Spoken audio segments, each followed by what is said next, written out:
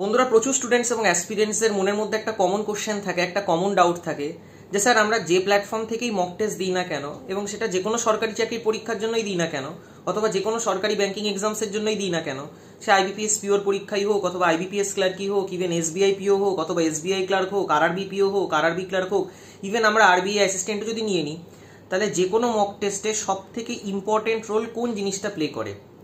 আমরা আমাদের marks check করব, আমরা আমাদের র্যাঙ্ক চেক করব, আমরা আমাদের অ্যাকিউরেসি চেক করব, আমরা আমাদের পার্সেন্টাইল চেক করব, কি চেক করব?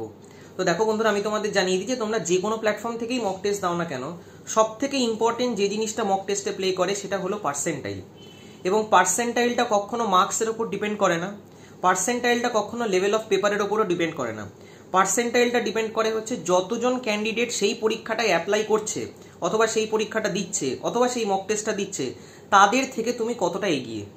আজকে তোমার পার্সেন্টাইল যদি 95 পার্সেন্টাইল হয়, ধরো সাপোজ তুমি আইবিপিএস পিওর একটা মক টেস্ট দিলে, অথবা আইবিপিএস ক্লার্কের একটা মক টেস্ট দিলে, সে প্রিলিমসেরই মক টেস্ট দাও চাই মেন্সেরই মক টেস্ট দাও না কেন, এবং তোমার পার্সেন্টাইল 95 প্লাস এলো, অথবা ধরো দেখাচ্ছে তোমার পার্সেন্টাইল 95 পয়েন্ট সামথিং সামথিং।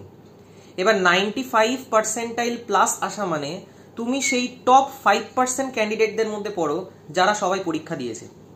যতজন পরীক্ষা দিয়েছে তাদের টপ 5%-এর মধ্যে তুমি রেঞ্জে লাই করো।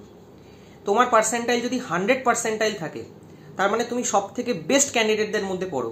তো ন্যাচারালি সবসময় পার্সেন্টাইলটা চেক করবে, ওভারঅল পার্সেন্টাইলও চেক করবে, এবং ইন্ডিভিজুয়াল পার্সেন্টাইলও চেক করবে। এবার ওভারঅল পার্সেন্টাইল আর ইন্ডিভিজুয়াল পার্সেন্টাইল মানে কি, সেই জিনিসটাও তোমাদের একটু বলে দিই। সাপোজ আজকে তোমরা যে কোনো প্রিলিমসের মক টেস্ট দিচ্ছ, আজকে সাপোজ আইবিপিএস পিওর প্রিলিমসের তোমরা মক টেস্ট দিলে, অথবা আরআরবি পিওর প্রিলিমসের মক টেস্ট দিলে। তো ন্যাচারালি আরআরবি পিওর প্রিলিমসের মক টেস্টে কি হয়, দুখানা সাবজেক্টই আমাদের থাকে, সেখানে কোয়ান্ট থাকবে এবং রিজনিং থাকবে। তো কোয়ান্টে ইন্ডিভিজুয়াল পার্সেন্টাইল কত এলো, রিজনিংয়ে ইন্ডিভিজুয়াল পার্সেন্টাইল কত এলো, এবং ম্যাথস আর রিজনিং মিলিয়ে অথবা কোয়ান্ট আর রিজনিং মিলিয়ে ওভারঅল পার্সেন্টাইল কত এলো, সেই জিনিসটা আমাদের দেখতে হয়। যদি আজকে তুমি আইবিপিএস পিওর প্রিলিমসের মক টেস্ট দাও, তাহলে সেখানে তিনখানা সাবজেক্ট থাকবে, ইংলিশের পেপার থাকবে, ম্যাথসের পেপার থাকবে, এবং রিজনিংয়ের পেপার থাকবে। তো ইংলিশে ইন্ডিভিজুয়াল পার্সেন্টাইল কত এলো, কোয়ান্টে কত এলো, রিজনিংয়ে কত এলো, ওই অনুযায়ী ওভারঅল পার্সেন্টাইল কত এলো, সেই জিনিসটা আমাদেরকে দেখতে হয়।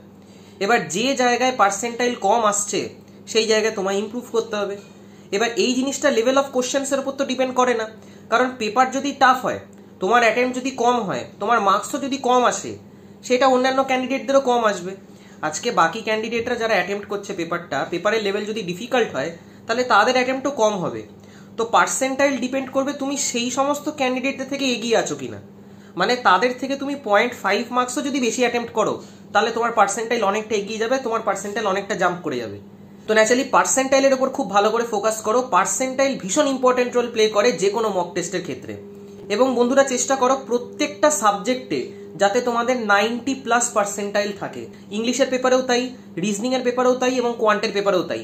চেষ্টা করো প্রত্যেকটা সাবজেক্টে ইন্ডিভিজুয়ালি 90 পার্সেন্টাইল প্লাস স্কোর করা, যে জিনিসটা খুব ইম্পর্টেন্ট। তবে কি এই তিনজনের ইন্ডিভিজুয়াল পার্সেন্টাইল গুলো মিক্স আপ হয়ে ওভারঅল পার্সেন্টাইলটা 95+ যাবে। তো ন্যাচারালি এরকম ভাবে নিজে পড়াশোনা করো, এবং এরকম ভাবে নিজেকে অ্যানালাইজ করো যে মক টেস্টে কিরকম পারফর্ম করছো। বাকি মক টেস্ট তোমরা তখন থেকে দেবে যখন তোমাদের সিলেবাস পুরো কমপ্লিট হয়ে গেছে। তো এই ছিল আজকের ভিডিও। বাকি আই হোপ তোমাদের প্রিপারেশন খুব ভালো চলছে, খুব ভালো করে প্রিপারেশন নাও।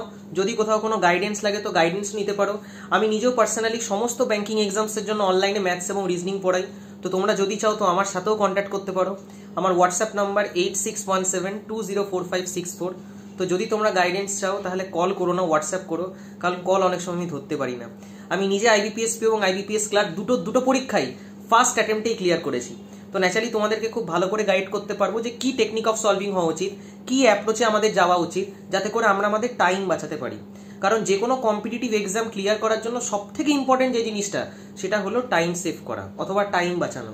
টাইম যদি আমরা না বাঁচাতে পারি, তাহলে আমরা আমাদের অ্যাটেম্প্ট বাড়াতে পারবো না এবং বেশি নম্বর স্কোরও করতে পারবো না। তো ন্যাচারালি টাইম বাঁচানোর উপর ফোকাস করতে হবে, এবং টাইম বাঁচানো জানতে গেলে টেকনিক অফ সলভিং শিখতে হবে, বিশেষ করে ম্যাথস আর রিজনিং এর। কারণ তোমরা সবাই জানো ম্যাথস এবং রিজনিং সব থেকে ইম্পর্টেন্ট রোল প্লে করবে তোমার যে কোনো পরীক্ষায় সিলেকশনের জন্য। তো ন্যাচারালি ম্যাথস এবং রিজনিংকে তুমি নেগলেক্ট করতে পারো না, এবং চেষ্টা করো বন্ধুরা তার কাছ থেকেই গাইডেন্স নেওয়ার যে অলরেডি এই ফিল্ডে সিলেক্টেড। তাহলে তার মেথড অফ সলভিং, তার টেকনিক অফ সলভিং তুমি খুব ভালো করে শিখতে পারবে, এবং সেই জিনিসগুলি পরীক্ষায় অ্যাপ্লাই করতে পারবে। তো এই ছিল আজকের ভিডিও। বাকি আশা করি তোমাদের এই ভিডিওটা দিয়ে কিছুটা হেল্প করতে পারলাম। ভিডিওটা যদি তোমাদের ভালো লেগে থাকে তাহলে অবশ্যই লাইক এবং বন্ধুদের সাথে শেয়ার করো। Thank you.